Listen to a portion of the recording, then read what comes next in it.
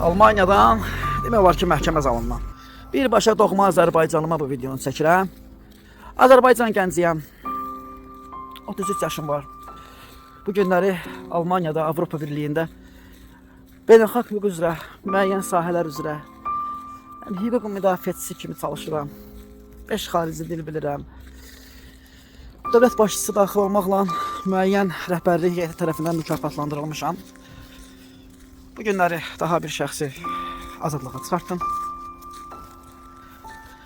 Cinayət işi var idi, haqqında deportasiya eləmək istəyirlər. Məsələ o deyil.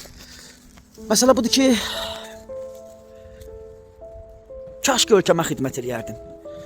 Kaş ki dövlətimə xidmət eləyərdim. Bağışla məni ata, bağışla məni ana. Min bir bəlayla, zilləntlə, zülmətlə bir bala böyütdünüz, oxutdunuz, boya başa çatdırdınız, müəyyən uğurlara imza attırdınız. Amma bugün ailəmdən neçə min kilometr uzaqdayam. Yaşamaq üçün, ayağa qalxmaq üçün, gələcəkdə öz yerimi tutmaq üçün. Və bugünkü gündə yalnız yaşanmış hadisələr əsnasında danışanlar, insanların sözü daha təsirli olar.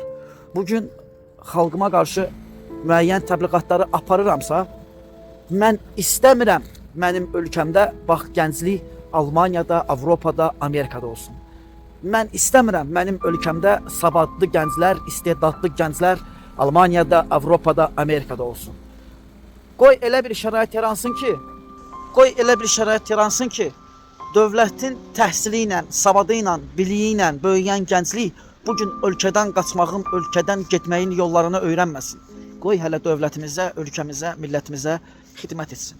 İspaniyalı bir vəkilin mənə dediyi, daha doğrusu mənə verdiyi bir suala cavab tapa bilmədim. Nə əcəb, sənin kimi bir kadra dövlətində yer tapılmadı. İstədim cavab verim. Çünki o sualın çox da gözəl cavabı var. Biz sizlə əlaqə saxlayarıq mövzusunda bugünkü əlaqə yerimiz Almaniyadır. Əziz gənclər, xahiş edirəm, səhv yolda olmayın.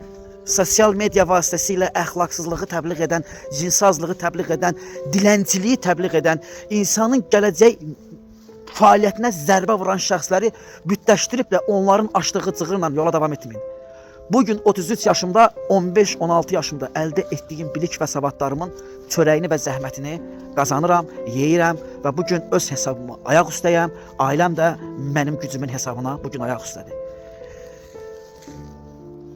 Cənab Ailə Başkomandan, gənclərimizi ailələrinə, ölkəmizə xidmətlə davam elətdirək.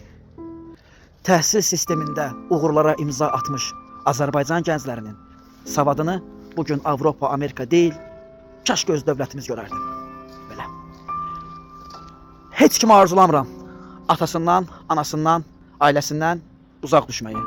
Çünki mən bugün bir şərəfli vəzifədən məhrum olundum. Həyatdır. Bilmək olmaz.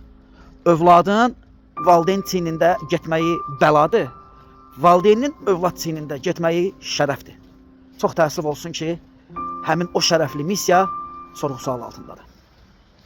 Çataram ya çatmaram. Belə.